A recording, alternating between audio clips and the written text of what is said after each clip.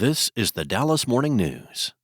It's Tuesday, March 24th. Mostly sunny and warm today with a high of 87, approaching the record daily high of 89 set in 2018. Mostly clear tonight with an overnight low of 66.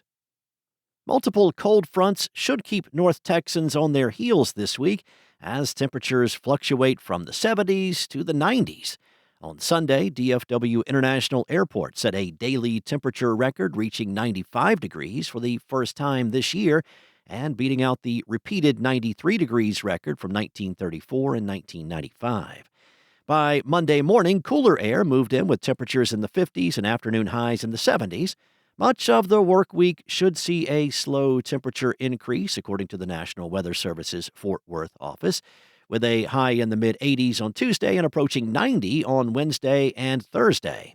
By Friday, another cold front is expected. The high is forecast to drop back to the low 80s on Friday, falling to 68 on Saturday.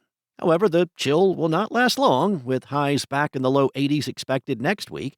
Precipitation is not expected with these shifting temperatures, but heavier cloud cover is possible Friday and Saturday. Winds should be mild at the start of the week, but could reach gusts of up to 30 miles per hour on Friday. In other news, Transportation Security Administration checkpoints at Dallas-Fort Worth International Airport and Love Field were mostly normal Monday, defying long lines and worker shortages that have snarled passengers at other busy travel hubs as spring break comes to a close. On Monday, ICE agents began deployment to U.S. airports to support aviation security amid an ongoing partial government shutdown that's created massive personnel shortages and kept flyers tied up at long checkpoints.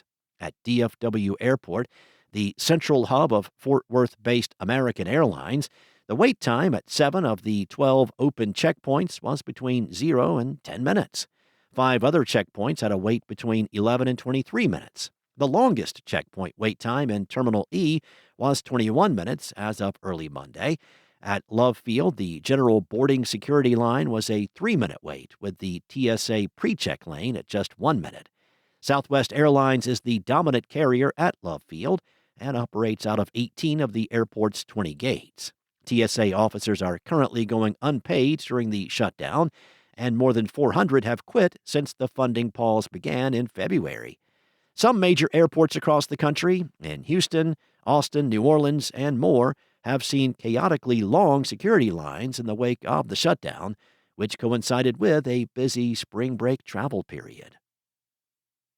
Next up, Tenet Healthcare, a major national for-profit healthcare company, has won a legal victory in a closely watched case related to a consumer watchdog group's influential hospital safety grades.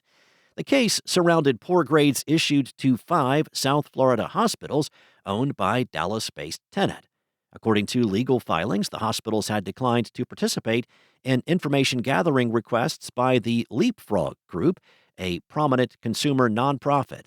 They argued they had been unfairly punished in the nonprofit's ratings for not cooperating.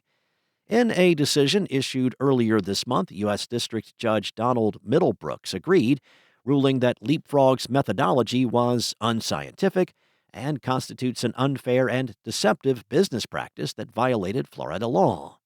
Middlebrooks issued an injunction that ordered Leapfrog to remove its recent grades for the 5 hospitals and issue disclosures about the grades, among other remedies. The ruling did not include monetary damages. And the Texas Rangers selected former MVP winner Andrew McCutchen for their Major League roster, closing out the book on the most heated battle in spring. The 39-year-old McCutchen signed midway through camp after being left available when Pittsburgh opted to move on without even telling him. He arrived with a stated chip on his shoulder, and it showed all the way through camp in Arizona. Thanks for listening. For more on today's stories and the latest breaking news, visit dallasnews.com. Enjoy your day, and I'll be back tomorrow with more from the Dallas Morning News.